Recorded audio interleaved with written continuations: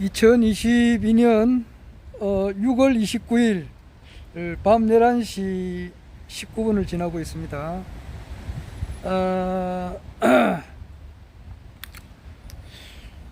6월 29일이라니까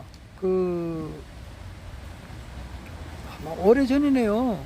그러니까 87년도 1987년도 6월 29일이 생각이 나네요. 1989년 같으면은 87년 같으면은 한 5년 전 같네요. 35년 전에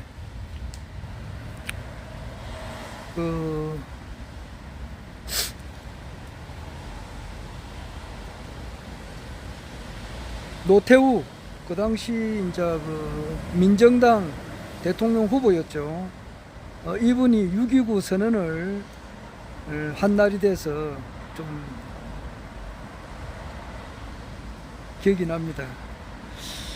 6.29 선언이라 해가지고 엄청 그 당시로는 뭐 하나의 깜짝 놀랄만한 그런 일이었어요. 그러니까 그때 1987년 6월 29일은 내가 잊어버리지를 않아요. 그때 내가 낮에 이제 한참 그 당시는 이제 결혼해가지고 한 2년 정도 됐겠네요. 3년째 되구나.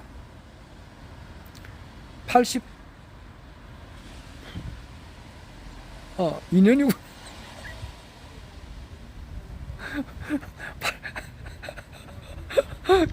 결혼한 해를 기억이 갑자기 안 나. 1985년도 2월 달에 결혼했으니까 1987년 같으면은 결혼한 지가 2년 조금 지났을 텐데, 그때 이제 한참 직장 생활을 할 때예요.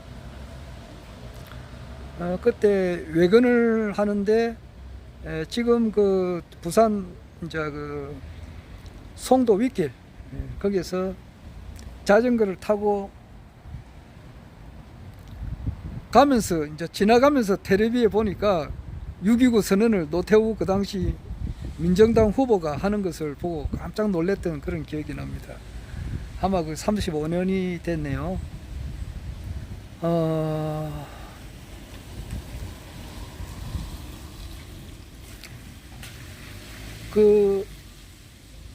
그 뒤로부터 이제 뭐 노태우 대통령님은 이제 얼마 전에 작년에 돌아가셨고, 참 세월이 무상하다는 것을 느끼게 됩니다. 노태우 대통령이라고 하니까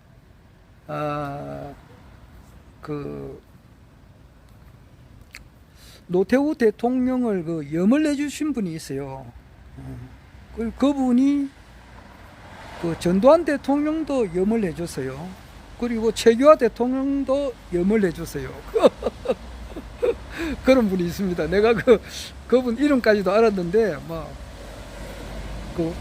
지금 이름 기억은 못 하겠습니다만은, 그분이 우리나라 역대 대통령님들을 많이 염을 해줬어요. 그러니까 아마 이번에도 전두환 노태우 대통령님께서 돌아가셨을 때에 이제 그분에게 부탁을 한 것 같더라고요. 그래가지고 그분이 어떤 기자분하고 인터뷰를 하는 걸 내가 이제 어디선가 보았어요.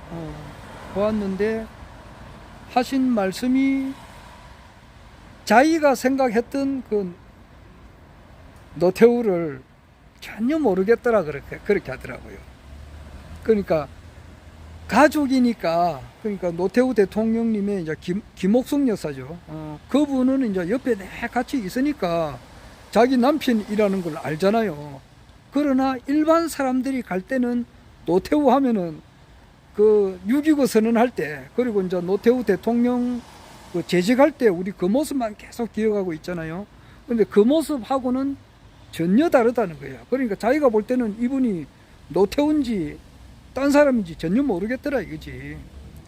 근데 이제 가족이 옆에서 이야기를 해주니까 이분이 노태우구나. 전두환 대통령도 마찬가지일 거예요. 막판에는 얼굴을 자기가 봐서는 이게 전두환인지 아닌지를 잘 구별을 못할 정도였다 그러더라고. 그런 것을 들은 기억이 납니다.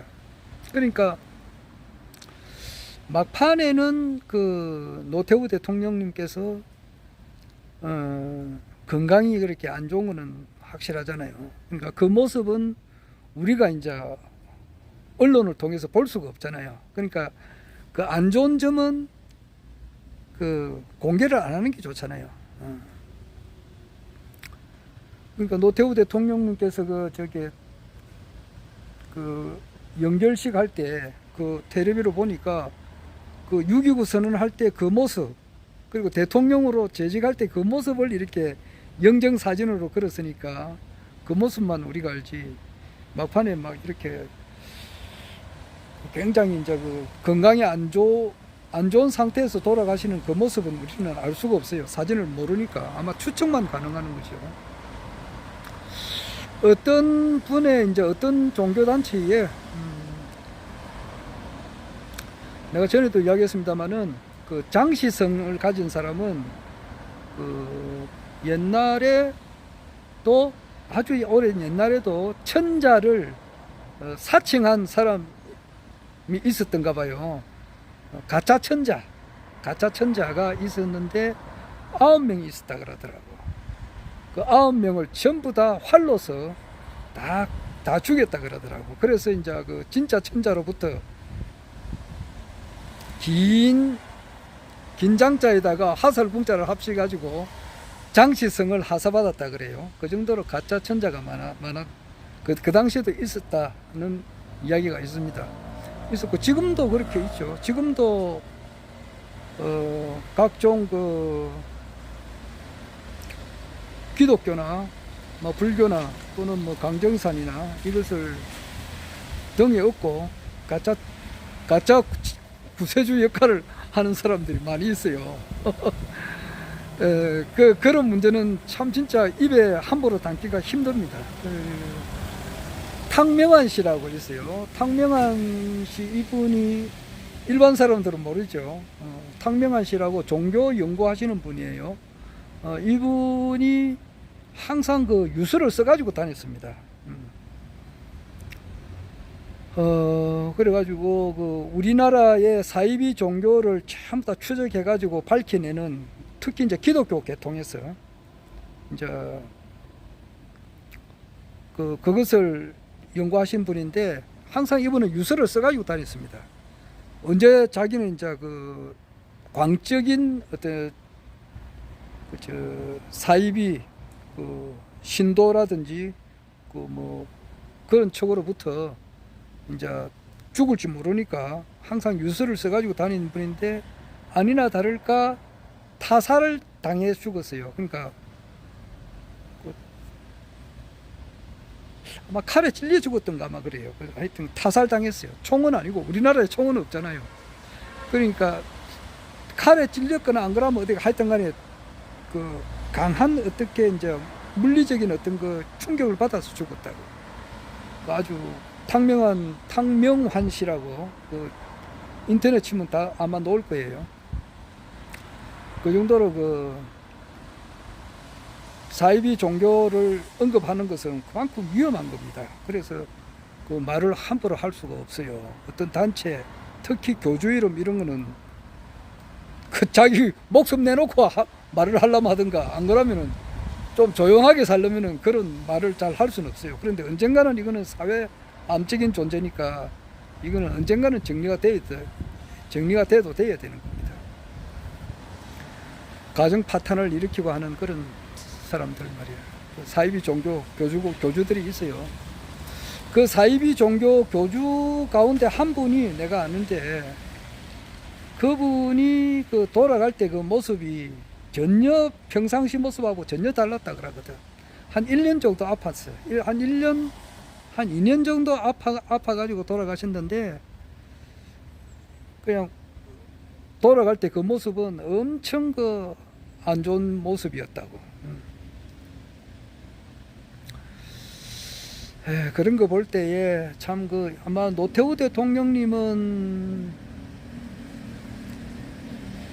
아무래도 그 건강이 안 좋은 것은 자기 마음하고 연관이 있지 않겠느냐.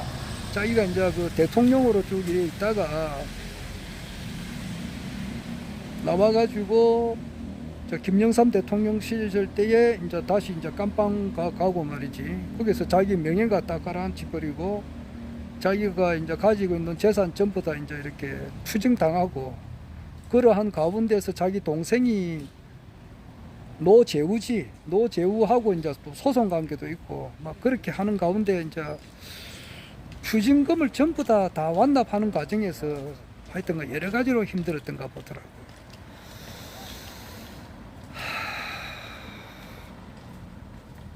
그런 거 보면은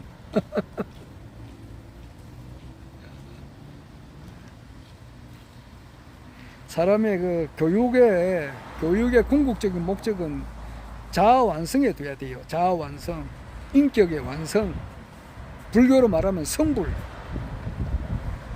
일반적인 말로 하면은 자아 완성, 인격의 완성에 둬야 되는데, 그런 것을 교육을 어릴 때부터 제대로 받았으면은 그런 것을 전부 다 극복할 수가 있었을 건데, 그 정신적인 충격 이런 것을 극복을 못했던가 봐. 그러니까 뭐 막판에 저렇게 대통령까지 했지만은 대통령을 젊은 나이에 했잖아요.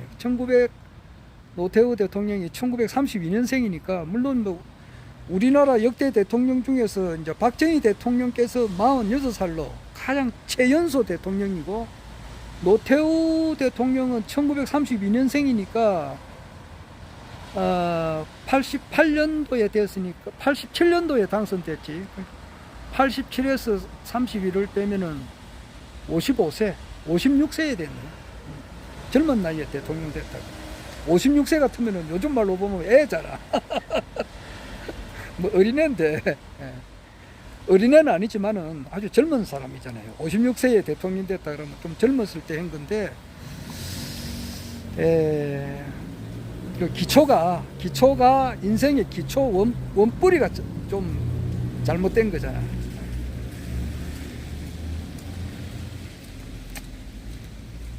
하여튼 그런 게 이제 아주 원초적인 원뿌리가 아주 강하게 딱 박혀 있으면은 어떤 정신적인 충격이 이런 거 오더라도 끄떡없이 극복할 수가 있는데, 하여튼 그렇습니다. 그리고 이제 그 노태우 대통령보다 2살 많은 사람이 있어요. 그게 누구냐니까 1930년생인데 박춘석 씨라고, 그 작곡가 박춘석 씨가 노태우 대통령보다 2살 많은데, 이분이 엄청 우리나라 가요사에 굉장히 많은 곡을 작곡을 했습니다.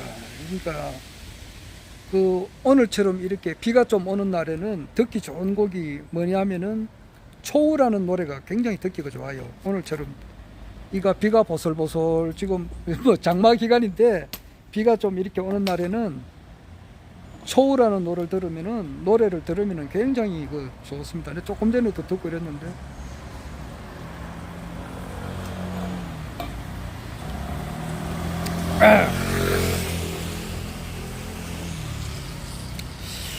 어제 보니까 그 변상욱 씨라고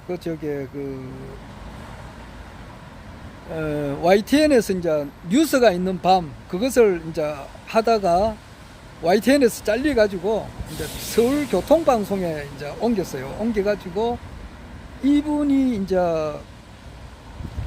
그 변상욱 뭐 쇼 같은 걸 또 하는가 봐요. 근데 자기가 이제 엄청 박씨가 돼요.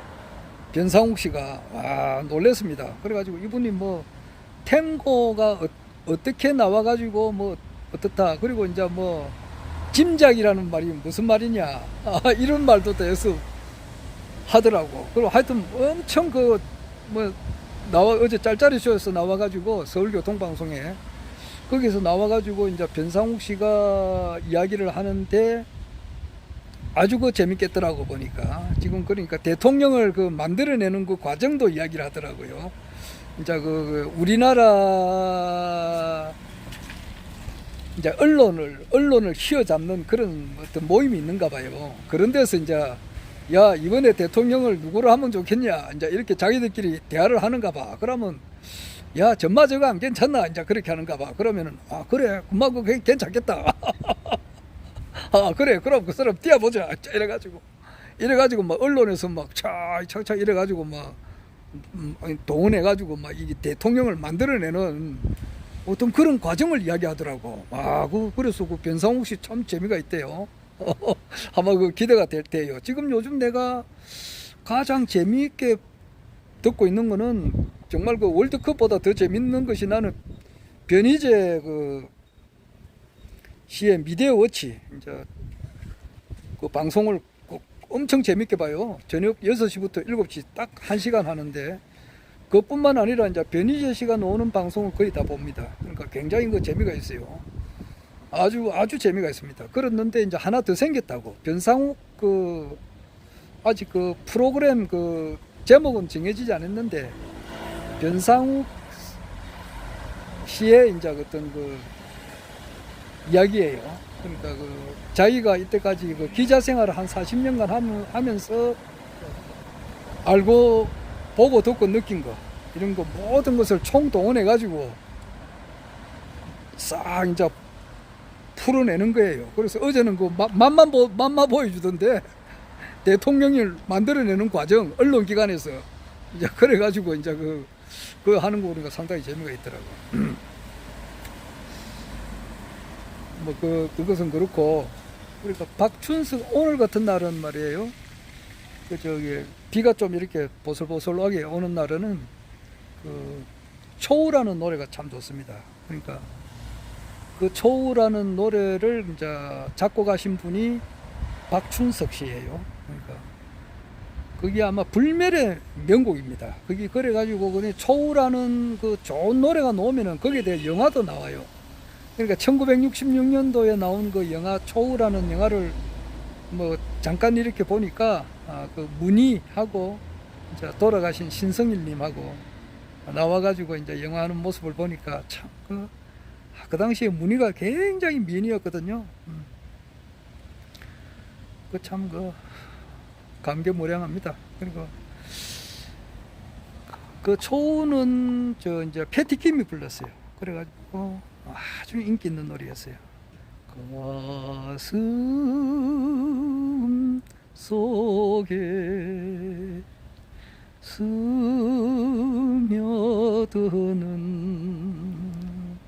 하여튼 뭐 박춘석 선생님이 작곡한 노래가 굉장히 많습니다. 그 남진 선생님의 이제 가슴 아프게라든지 또 내나 패티킴의 이제 그 이별 어쩌다 생각이 나겠지 뿐만 아니라 엄청 많아요. 내가 뭐 다 모르겠지만 아마 몇천 곡을 작곡했어요. 한 3,000곡, 4,000곡 정도에 작곡했는데 아마 아주 히트친 것은 한 몇백 곡 그래 되겠죠.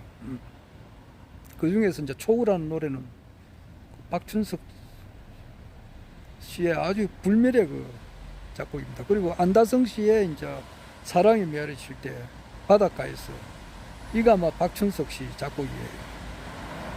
그러니까 내가 좋아하는 노래의 거의 대부분은 이제 그 박춘석 씨하고 또 백영호라고 있어요. 백영호 부산역에 지금 내가 촬영하는 여기 찍는 데가 대신동인데 여기는 동대신동이고 요 다리 요쪽 건너가면 서대신동이 있어요. 서대신동에서 태어나신 분인데 1920년생이에요. 그래가지고 이제 2003년도에 돌아가셨으니까 84세까지 되셨는데 이 백영호 선생님이 이제 이분도 작곡을 한 4,000곡 정도 했어요. 그래가지고 대히트를 친 것만 하면은 그것도 여러 수백 개가 된다고. 근데 그 중에 이제 가장 불멸의 그 노래가 뭐냐 하니까 남인수 선생님이 불른 이제 추억의 소야고 다시 한번 얼굴이 보고 싶어라 뭐 이런 추억의 소야고 내가 잘 안 불러보니까 그랬는데 듣기는 많이 들어봤습니다. 그리고 이제 그 이미자 선생님의 이제 그 대히트곡이 있죠. 그 동백 아가씨 송배가 그리움에 지쳐서 울다 지쳐서 그리고 이제 울어라 열풍아 그리고 이제 여자의 일생 이 참을 수가 없도록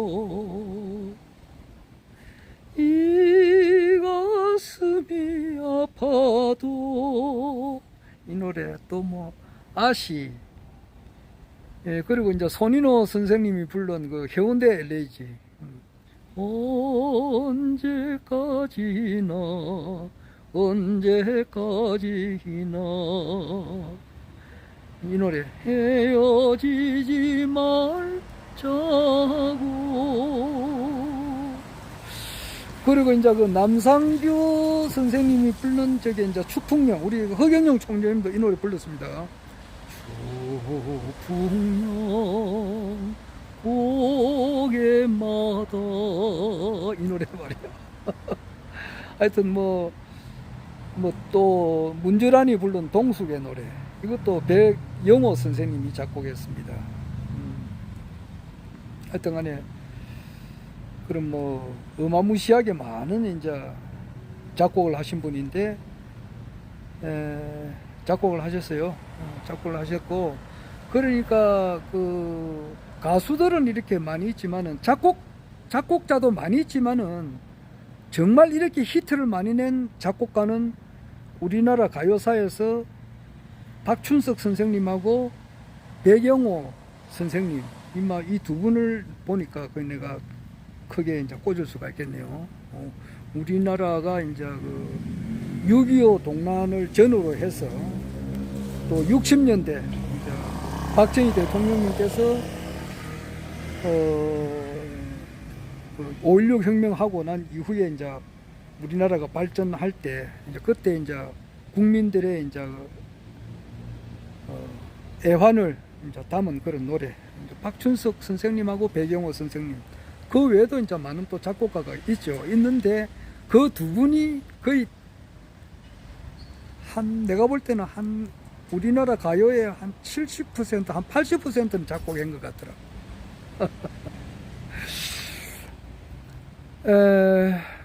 그래 가만보니까 내가 애청하는 곡은 전부 다 박춘석 선생님 아니면은 백영호 선생님이 이제 노래 부른 것 같더라고요. 그런데 그 중에 이제 한 분이 이제 박춘석 선생님도 이분이 워낙 담배를 잘 피우시니까 담배를 그냥 손에서 놓지를 않아요. 그러니까 하루에 그 보통 한 2갑 이상 피웠는가 봐요. 그러니까 작곡을 할 때 이제 그 담배를 항상 이제 입에 물고 손에 들고 작곡을 하니까 그 피아노가 옆에 막 항상 그 피아노가 타는 거야. 그 담배불에 해가지고 피아노가 타고 막 이렇다는데 그래서 그러는지 이제 박춘석 씨도 이제 막판에 건강이 그리 안 좋았어요. 그래서 호수를 이제 이렇게 뭐 목구멍으로 이제 꽂아 넣어가지고 이제 음식물을 투여하고 이제 그 대변도 이제 이렇게 제대로 잘 안 되니까 창자를 좀 뚫어가지고 이렇게 했는가 보더라고요. 그러니까 그 모습이 아주 이제 좀 보기가 안 좋죠. 그래서 항상 그 박춘석님의 이제 이미지라고 하는 것은 안경 끼고 아주 젊은 그 모습이죠. 그 한 60년대, 70년대 그때 그 모습을 이제 항상 이렇게 이미지 이제 기억이 남는데 막판에 이제 돌아가실 때 그 모습은 굉장히 좀 이렇게 건강이 안 좋았던가 보더라고요. 건강이 안 좋게 이제 돌아가신 분 중에 분이 보니까 노태우 대통령도 6.29니까 오늘 6월 29일인가 그 생각이 나서 내가 생각을 해보는 거예요. 노태우 대통령도 돌아가실 때는 엄청 건강이 안 좋은 것 같고 그 박춘석 선생님도 그랬던 것 같더라고요. 그런 것을 내가 뭐 영상 기록으로 하면 뭐 24분이 지나 버렸네요.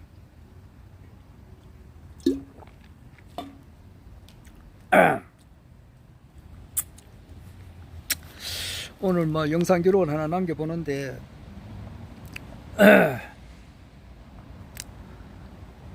그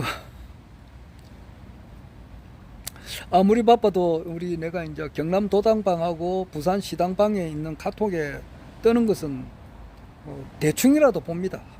한번 대충이라도 보고 또 경우에 따라서는 전부 다 보는 것도 있고 그 이제 내용을 클릭해 가지고 좀 볼만하다 싶으면 전부 다 보는데 오늘 내가 깜짝 놀란 일이 있다고 정말 놀랬다고요. 놀래가지고 정말 영상 기록으로 남겨봐야 되는데 이게 뭔가 하면은 그 박찬종 씨라고 박찬종 씨가 1939년생이거든. 그러니까 우리 작은아버지하고 연세가 같아가지고 항상 내가 그거를 기경 80 너이지 우리 한국 나이로 80 너이라고 80 너이고 1939년생이단 말이에요. 그러니까 갑술 을래 병자 정축 무인 기묘생이거든. 기묘. 그 다음에 경진 신사 이모 개미니까 80 너이라고. 1939년생인데 이제 허경영 총재님하고는 나이가 딱 10살 차이에요. 허경영 총재는 1949년생이니까 만으로 이제 73세라 그러지. 73세인데 74세다. 우리 한국 나이로 74세고 그분은 70만으로 하면은 84세였어요. 근데 이분이 하늘궁에 오셨다고.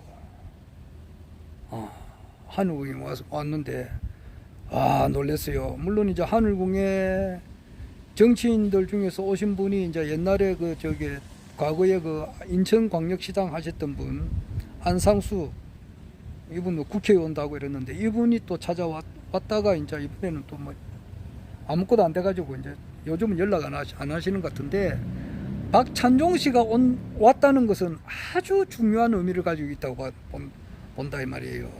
나는 박찬종 변호사님께서 이제 어떻게 해서 찾아왔는지는 내가 모르겠습니다.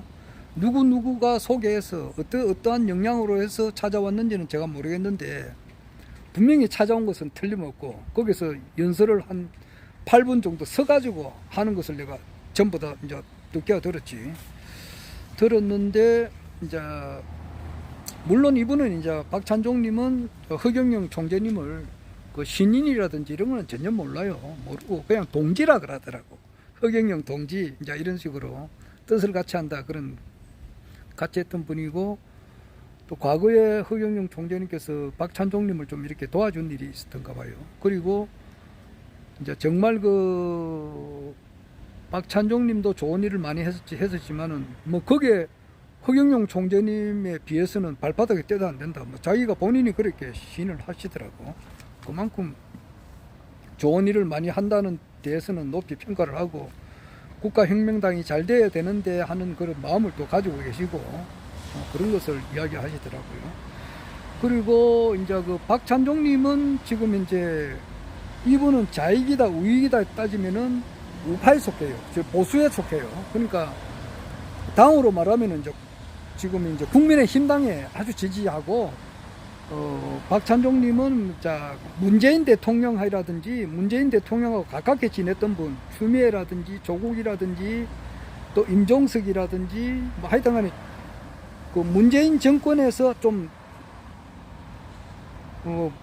한가닥 한 사람들 장관이라든지 비서실장 한 사람들 또 지금 현재 이재명 씨라든지 지금 문재인의 민주당 사람들 그리고 문재인 정권에 있었던 사람들을 굉장히 비판하고 별로 좋아하지 않아요. 뭐 좋게 말하면 그래요.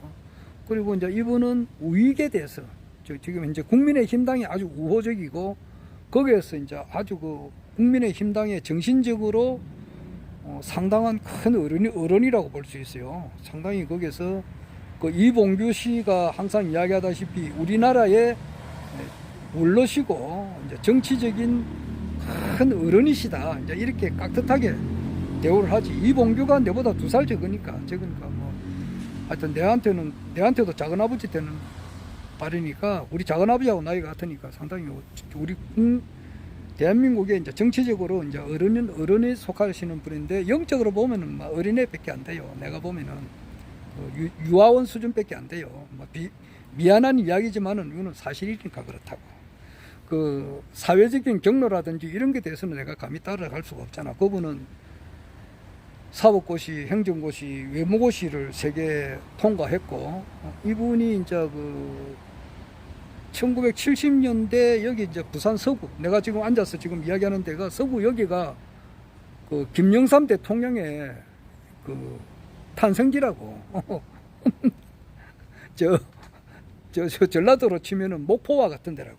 목포나 강주와 같은 데라고. 그러니까 전라 호남 지방에 그 목포나 광주에서 김대중 압도적으로 당선되잖아요.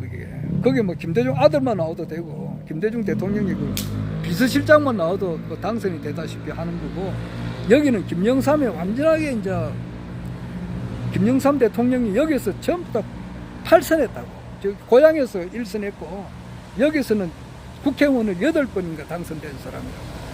그러니까 완전하게 뭐 여기는 김영삼의 아성이다. 부산 서구라고 하는 데가. 그런데 그것을 이제 그 청와대에서 그 당시 박정희 대통령께서 이 김영삼을 좀 꺾을 놈이 하나 놓으면 좋겠다. 이제 이래가지고 찾아봤어. 찾아보니까 공화당 시절이지. 야, 그러니까 그 1970년대에 이제 이분이 1939년생이니까 79년 해봐야 뭐 박정희 대통령 돌아갈 때 40살이니까 아주 그때는 이제 애잖아. 40살이니까 그 당시에. 그러니까 그 뭐 사람을 그렇잖아요. 뭐